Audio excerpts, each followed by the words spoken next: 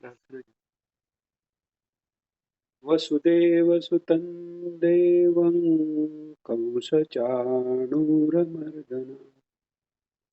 देवकी परमानन्दं कृष्णं वन्दे जगद्गुरुं. श्रीकृष्णं वन्दे जगद्गुरुं. श्रीकृष्णं वन्दे जगद्गुरुं. जय श्रीकृष्ण. सर्वांना मूकं करोति वाचालं पङ्गुं लङ्घयते यत्कृपातमहं वन्दे परमानन्दमाधवम्.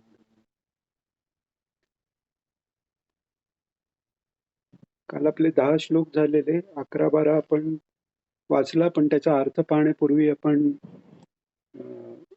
जयश्रीताईंनी विचारल्याप्रमाणे त्यांचे हा जो योगमार्ग आहे त्यातल्या काही बेसिक गोष्टी आपण पाहत होतो. तर आपण सप्तचक्र पाहिली, त्यातनं कुंडलिनी जशी ऊर्ध्वाभिमुख होते तेव्हा ती आपल्या आध्यात्मिक प्रवासाला सुरुवात करते. कुंडलिनी जागृतीच्या आधीही कुंडलिनी जागृत असते, पण ती बाह्य व्यवहाराकरता असते आणि त्यामुळे बाह्य व्यवहारात वेगवेगळ्या चक्रांचे द्वारांनी काय काय कार्य होतं हे आपण पाहिलं. आता अंतःप्रविष्ट ती कुंडली होते. बाह्य व्यवहार करताना ती इडापिंगला या नाड्यातनं वर कार्य करत असते. अंतःप्रविष्ट म्हणजे मधोमध सुषुम्ना नाडीत जेव्हा कुंडलिनी वर चढते तेव्हा खऱ्या अर्थाने अध्यात्माच्या प्रवासाला सुरुवात होते. ज्ञानेश्वर महाराजांनी या 10व्या श्लोकात 11व्या श्लोकातच आसनाबद्दल काही गोष्टी सांगितलेल्या आहेत. त्यात अपानाचा मार्ग बंद करण्यासाठी गुदा आणि उपस्थाच्या बरोबर मध्ये पायाचा घोटा दाबून दुसरा पाय लिंगाच्या वर ठेवून असं आसन सांगितलंय. त्याला वज्रासन असं त्यांनी म्हटलेलं आहे. तर आत्ता जर तुम्ही वज्रासन म्हणून बघितलं तर ते वेगळ्या प्रकारचं येतं. हे ज्ञानेश्वर महाराजांनी जे वर्णन केलंय ते तुम्ही सिद्धासन जर पाहिलं तर ते सिद्धासनाचं वर्णन आहे. तेव्हा कदाचित त्याला वज्रासन म्हणत असतील. तर त्या ह्याच्यात कुंडलिनीचा तो अधोमुखी मार्ग आहे तो बंद झाला आणि मग तिथे प्रयत्नपूर्वक काही उड्डीयान बंद सांगितलेलं आहे, जालंधर बंद सांगितलेलं आहे. तिथे त्यांनी ते आपोआप होतात असे सांगितलेले आहेत. हठयोगी ते मुद्दामून करतात, पण सद्गुरु कृपेने जर शक्तिपात झाला आणि कुंडलिनी जागृत झाली तर त्या त्या ज्या अवस्थेत तो साधक आहे त्या त्या वेळी ज्या क्रिया किंवा जी आसनं होणं आवश्यक आहे ती आपोआप होतात. अर्थातच ज्ञानेश्वर महाराजांच्या स्थिती निवृत्तीनाथांनी डोक्यावर हात ठेवला आणि तिथल्या तिथे त्यांना तो आत्मानुभव आहेच, कारण ते अवतार आहे. पण जो यातही उत्तम, मध्यम आणि अधम साधक आहे, तर त्या साधकाच्या अवस्थेप्रमाणे वेगवेगळ्या क्रियाही इथे होऊ शकतात कुंडलिनी जागृत झाल्यावर. म्हणजे काही व्याघ्रासारखे ओरडूही शकतात माणसं, काही डुलतात, काही जागच्या जागी उड्या मारायला लागतात. म्हणजे पूर्वजन्मीचे हा कुंडलिनी जेव्हा वर जाते, वरून सहस्रारातून मूलाधारात येते हा जन्म झाला. तर ती जेव्हा येते तेव्हा ते सगळे संस्कार जे सूक्ष्म शरीरातले संस्कार आहेत ते या स्थूल शरीरातही कुठेतरी त्याची नोंद ठेवली जाते. पाश्चात्य शास्त्राप्रमाणे जीन्स आपण म्हणतो, जीन्स मध्ये सगळे गुणधर्म असतात. पण ते का असतात, कसे असतात याचं उत्तर आपल्याला आपल्याच मार्गात कळतं की ती कुंडलिनी जेव्हा वेटोळे घालून बसते तेव्हा ते वेटोळे जे आहे ते त्या त्या संस्कारांनी ते वेटोळे बनलेले असतात. त्यामुळे त्याच्या विरुद्ध जेव्हा प्रवाह ऊर्ध्वगामी जेव्हा व्हायला लागते, म्हणजे जगाकडे पाहून जाणारी, व्यवहाराकडे जाणारी जी धारा आहे आपल्या शक्तीची, ती उलट जेव्हा होते, राधा जेव्हा होते, तेव्हा ती राधा वर जाताना हे संस्कार अनवाइंड होतात, म्हणजे उलगडले जातात. पूर्वीचे जे संस्कार ते उलगडत उलगडत त्याचा नाश होत होत कुंडलिनी जेव्हा वर जाते तेव्हा त्या त्या संस्काराप्रमाणे वेगवेगळे बाह्य क्रिया होतात. इथे जे ज्ञानेश्वर महाराजांनी सांगितलंय पुढे की उड्डीयान बंद होतो, जो स्वादिष्टान आणि मणिपूरच्या मध्येच पोटाच्या ह्यानी अं, प्राणवायू वर वर ढकलला जाऊन मग कुंडलिनी वर जाते असं. जालंधर बंद म्हणजे सिद्धासनात बसून हनुवटी या खोबणीत हनुवटी जाते. मानेचं हे हाड असतं ते आत आत जातं. असे त्यांनी सगळं वर्णन केलेलं आहे.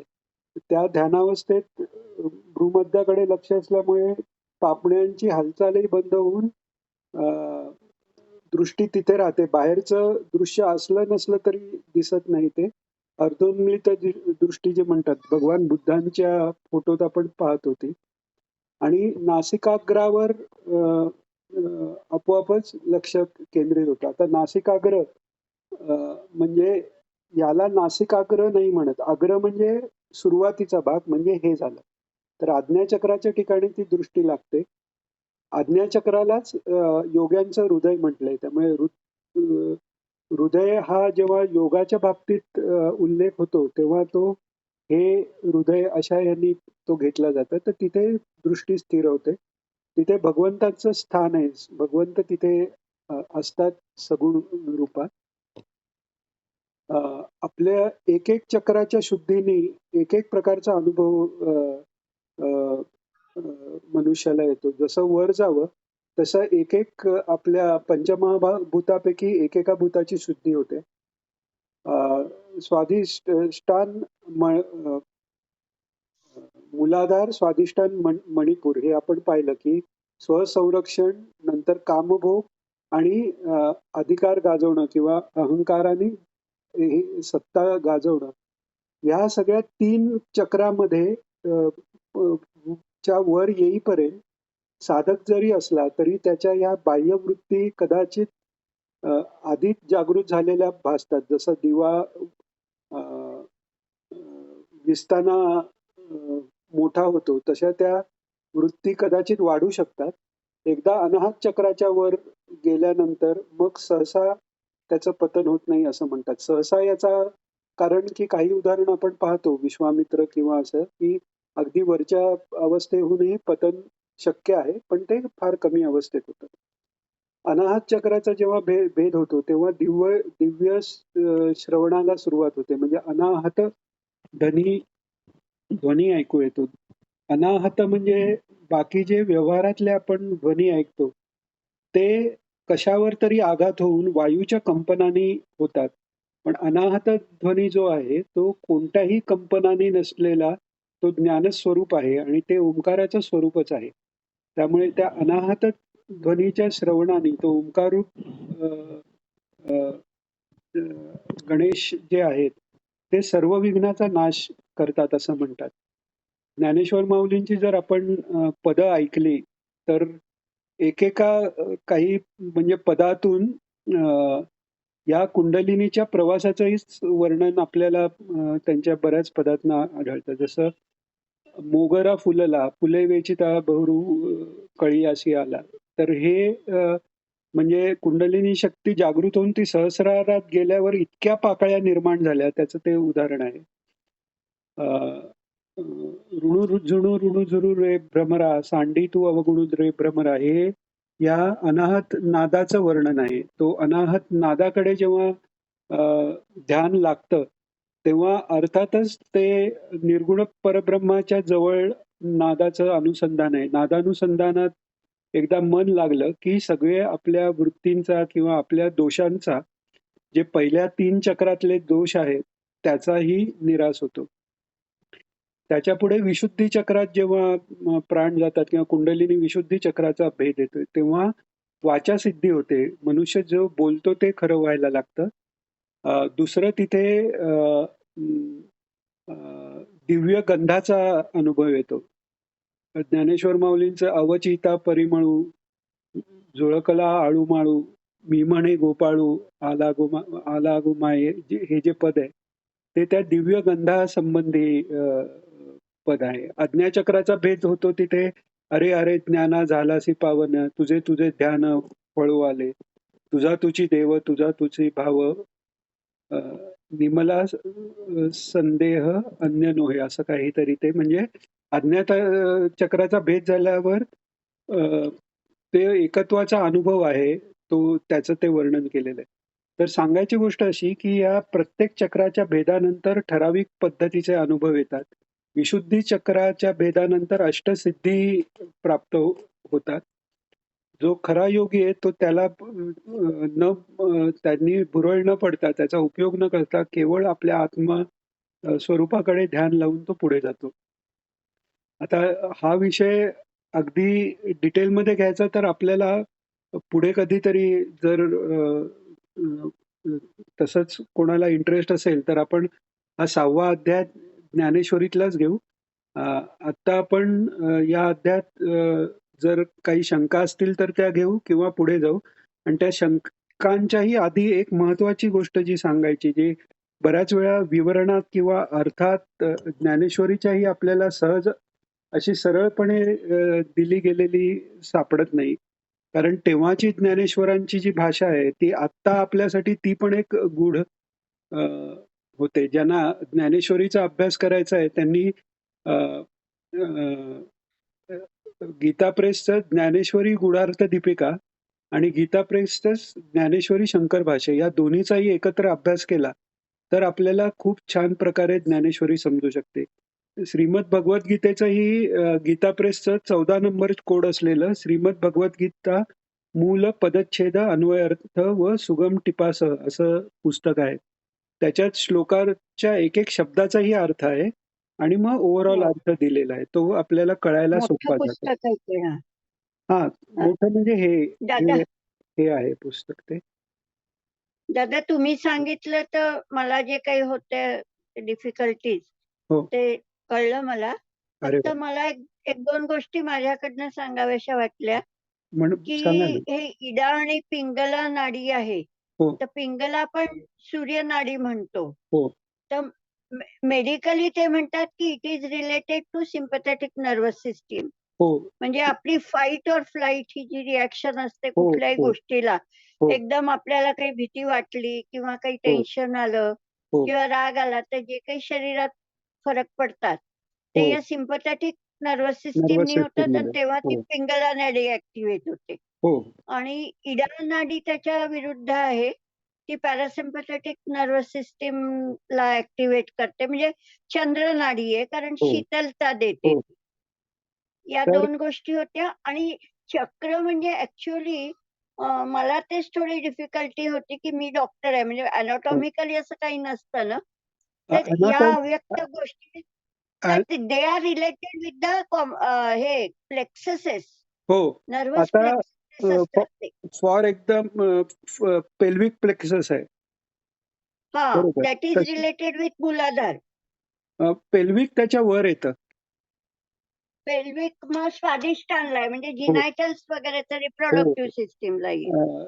आणि म्हणजे असे हे सगळे प्लेक्ससेस आहेत आणि इकडे आपलं आज्ञाचक्र हे हां. द्विदल जे आहेत ना, त्या दलांचाही अर्थ असा आहे, की तितकी त्याला म्हणजे ज्या मेन ब्रांचेस आहेत आणि मग नंतर मल्टिपल ब्रांचेस आहेत. तर मेन ब्रांचेस मूलाधार चक्राला 4 आहेत.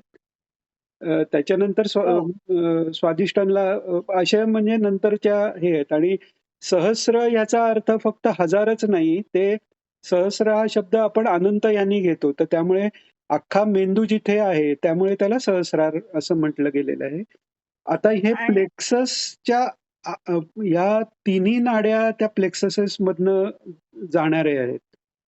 आणि हो. तुम्ही जे अगदी योग्य सांगितलं, की सूर्यनाडी जी आहे, तर जेव्हा आपल्या रिफ्लेक्स ॲक्शन्स आहेत, तेव्हा आपला लॉजिकल माइंड अॅमिगडाला बायपास होतो. कारण लॉजिकल माइंडनी विचार करून ॲक्शन घेईपर्यंत त्या ॲक्शनला वेळ झाला असतो. ते सूर्यनाडीने होतं.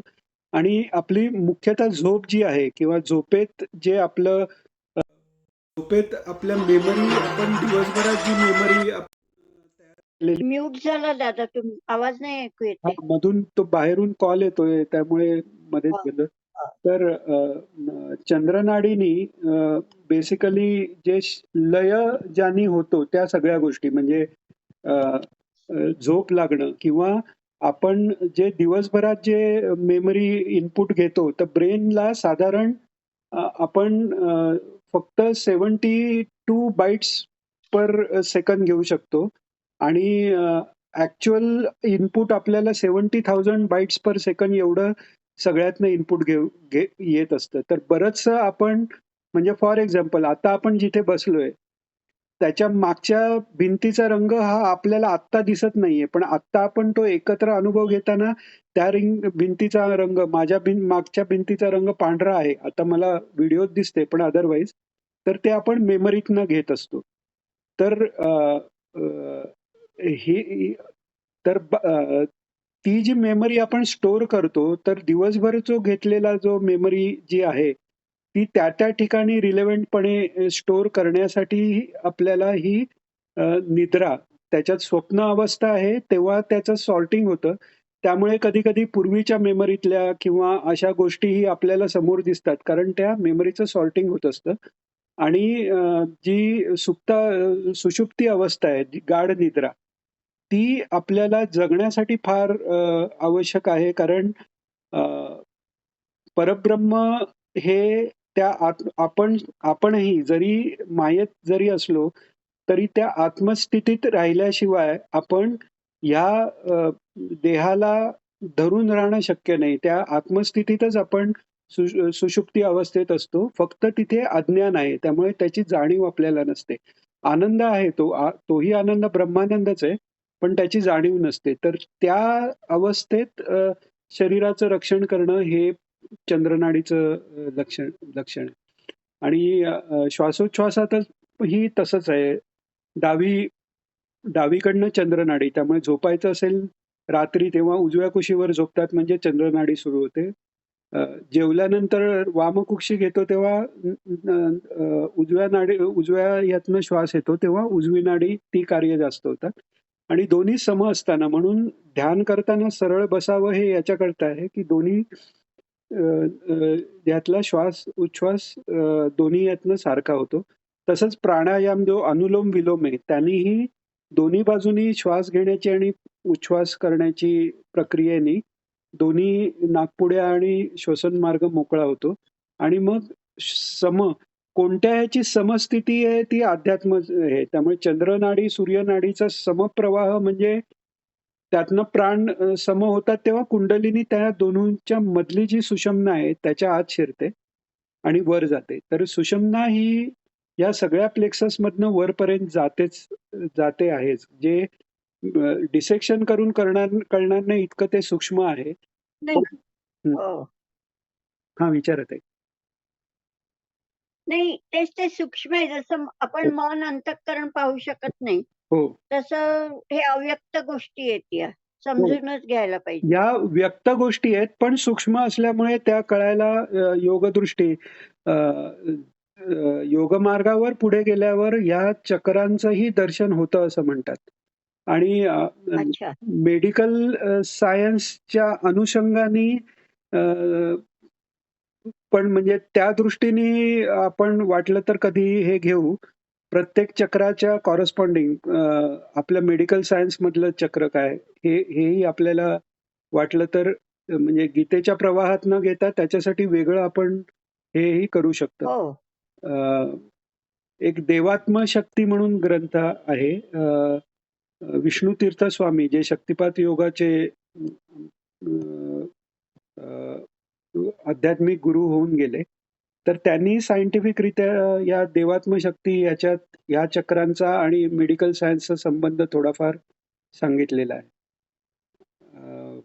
ज्ञानेश्वर माऊलींनी पण बरंचसं याच्यात आलेलं आहे, पण ते थोडंसं कोड लँग्वेज आपल्याला कळायला कठीण जाते. पण तसाही आपण जर सहाव्याचा वेगळा जर विचार करायचा झाला तर या सगळ्या गोष्टींचा विचार आपल्याला त्यात करता येईल. मेडिकल सायन्स प्रमाणे हे कसं आहे ते. आणि चालेल.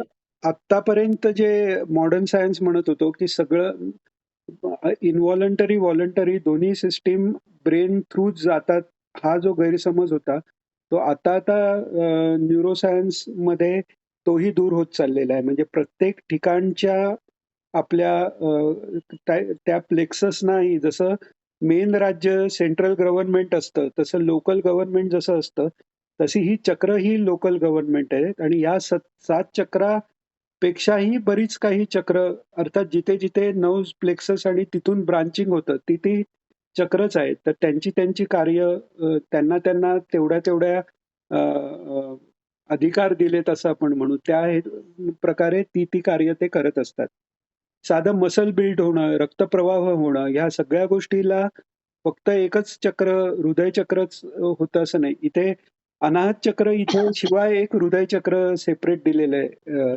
पण त्याच्याबरोबर प्रत्येक जॉइंट्स किंवा प्रत्येक जिथे ब्रांचिंग नर्व्हचं होतं, तिथे थोडा इंटेलिजन्स आहेच. इतकंच काय आपल्या आता प्रत्येक पेशीलाही स्वतःचा असा इंटेलिजन्स आहे. प्रत्येक पेशी ही जिवंत आहे म्हणजे ती स्वतःच्या दृष्टीनेही काही कार्य करू शकते. हे आता मेडिकल फील्डमध्ये असल्यामुळे तुम्हाला माहितीच असेल, की इव्हन नवजात गर्भ जो आहे म्हणजे नवजात नाही जन्म होण्यापूर्वी म्हणजे पहिल्या महिन्यातला जरी गर्भ असला तरी त्याच्या जवळ सुई नेली तरी तो त्याच्या रिफ्लेक्स ॲक्शननी दूर जाण्याची क्रिया होते. इतकी जाणीव त्या गर्भालाही असते. तसं प्रत्येक सेल्सला, ॲनिमल सेल्सला काय इव्हन अमिबा सारख्या बेसिक सेलला ही काही हार्मफुल वाटलं तर तो दुसरं त्याच्यापासून लांब जाण्याची टेंडन्सी असते.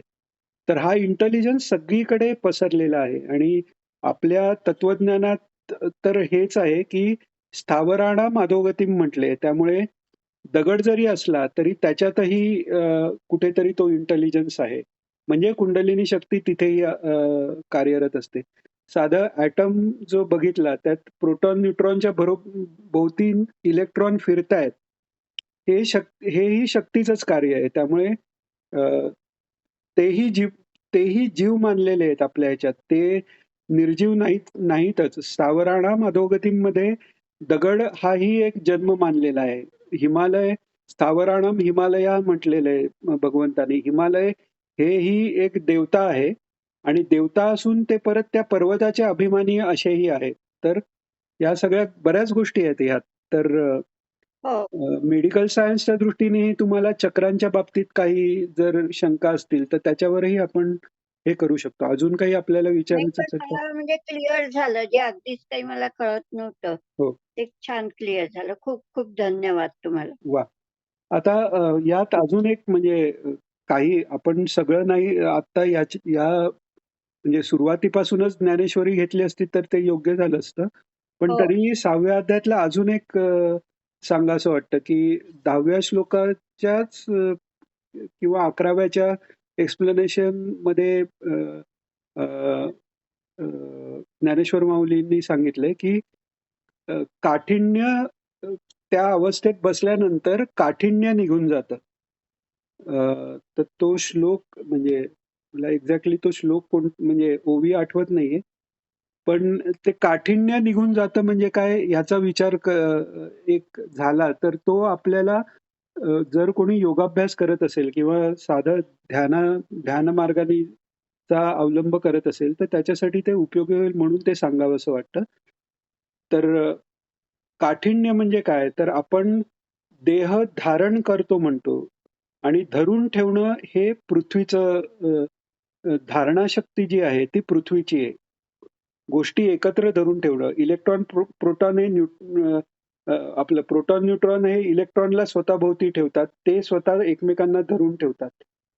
तर कुठेतरी हे धरून ठेवणं हाच बंध आहे आणि हे धरून ठेवणं सोडलं तर तोच मोक्ष आहे.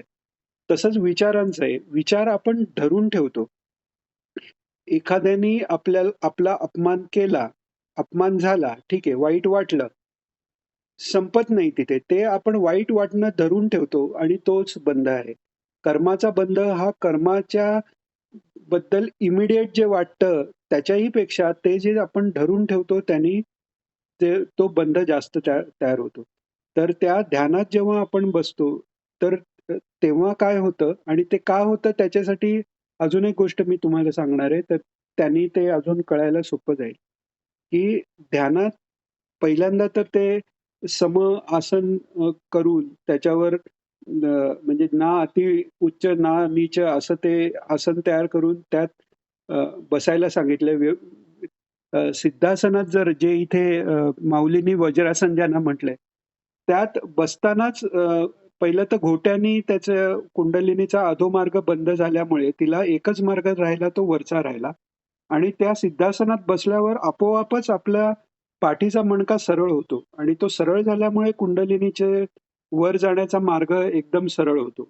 साहजिकच आहे. वेडवाकड मार्गातनं एखादी गोष्ट प्रवाहित होत असेल, तर तिथे काही तुंबण्याचा अ, अ, भीती असते. पण सरळ असेल, तर ते प्रवाह जो तो नीट होतो.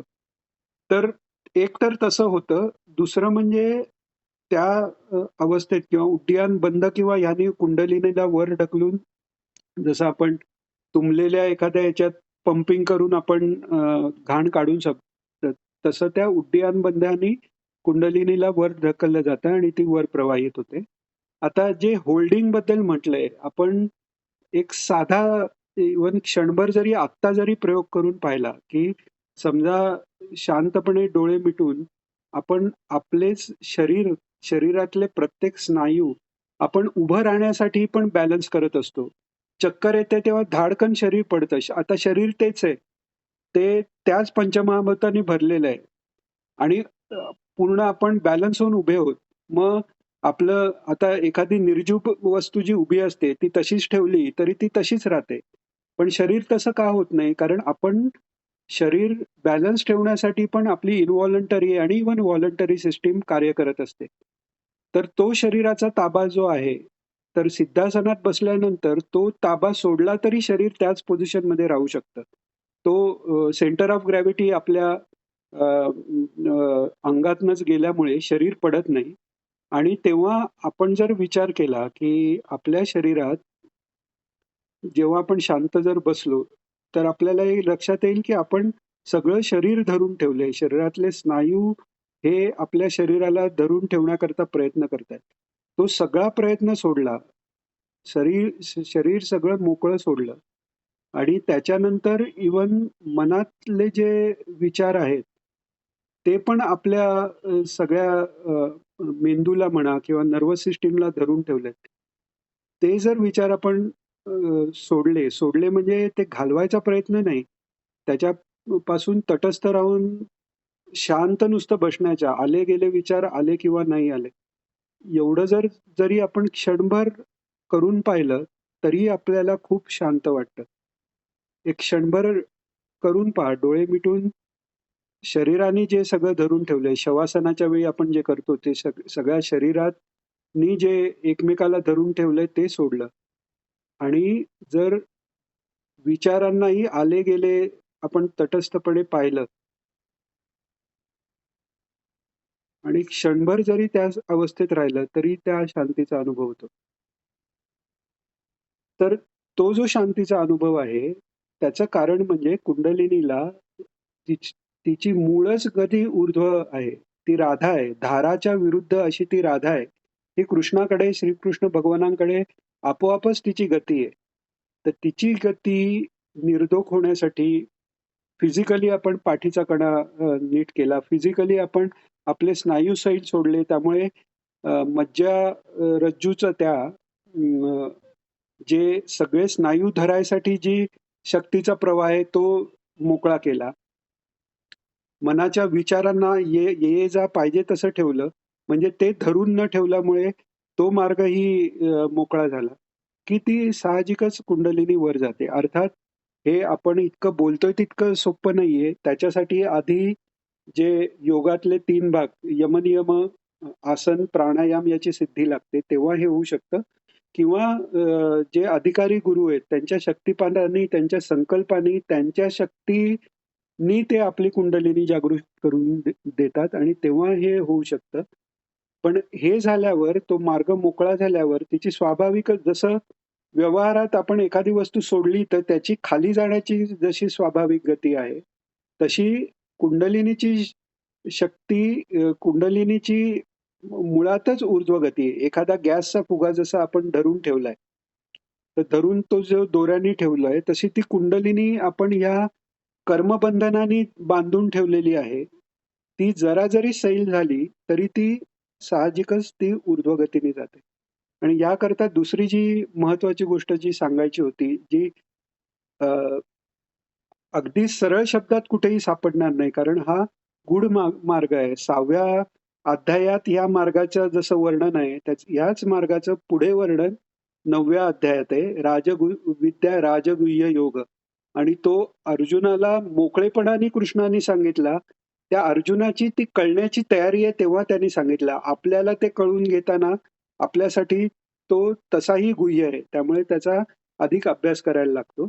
तर हाच तो गुह्य मार्ग असा आहे, की ह्यात काय होतं, की भक्ती मार्ग आपण पाहिला, की सगळ्या इमोशन्सनी आपण भगवंताकडे लावतो. त्यामुळे आपण त्या मार्गावर अग्रेसर होतो. ज्ञानमार्गाने विचार करून आपण त्या मार्गाकडे जातो. आणि तेव्हा ज्ञानमार्गातही या देह मनापेक्षा मी वेगळा आहे हा अभ्यास आहे. भक्ती मार्गात भगवंताचं ध्यान अ, अ, हा मार्ग आहे.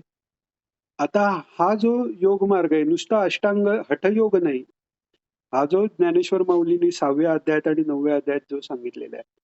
त्यात काय आहे तर माऊलींनी सांगितलेलं आहे की सद्गुरूंची प्रार्थना करून बसावं आणि काठिण्य सोडून म्हणजे ते विचारांना मोकळं सोडलं, शरीराला मोकळं सोडलं.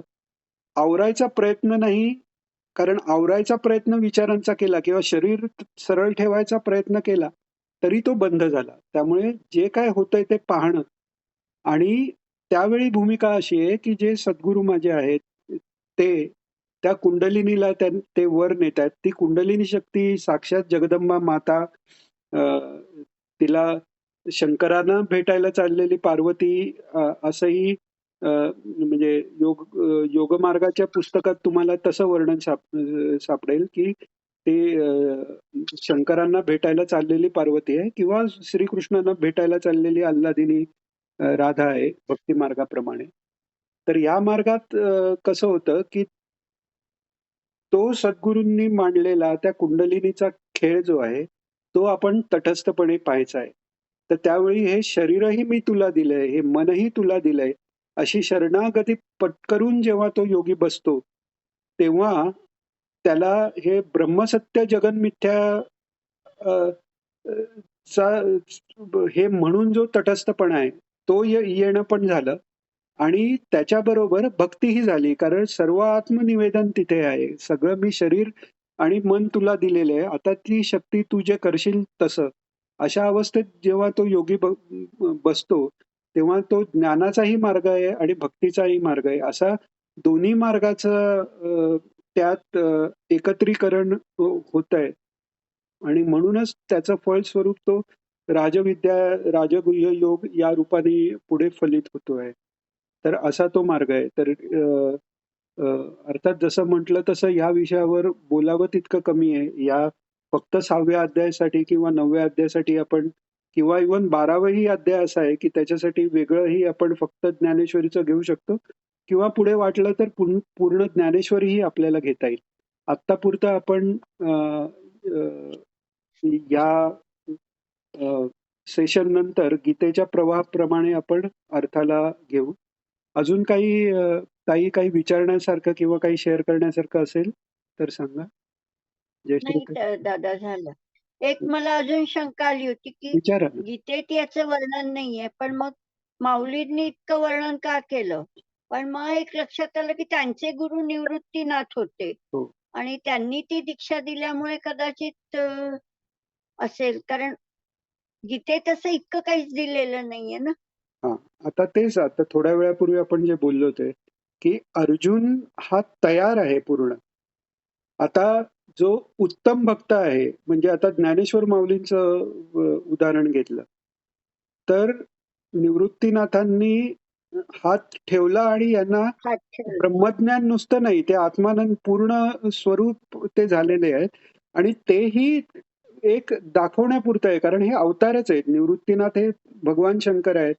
ज्ञानेश्वर हे स्वतः विष्णू आहेत आणि नवनाथांची जी परंपरा आहे त्याच्यात शंकर हो, आणि विष्णू यांचेच अल्टरनेट अवतार होत गेलेले आहेत. हो, हो, म्हणजे मच्छिंद्रनाथ हे हो.